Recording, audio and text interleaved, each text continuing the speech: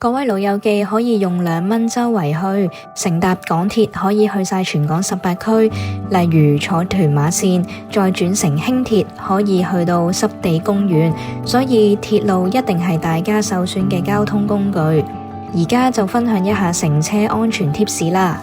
拎住大件物品或者手推車嘅老友記，最好就搭升降機，就算要搭扶手電梯，一定要喺左邊或者右邊企定定，只係企右邊讓左邊俾其他人行呢個觀點其實係唔啱嘅。當感到唔舒服，可以揾港鐵職員幫手，最好就先坐低休息一下。如果唔舒服而勉強繼續行，好容易跌親而引致更嚴重嘅受傷。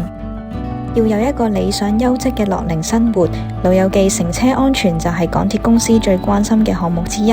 我哋多謝各位老友記攜手建立關愛共乘。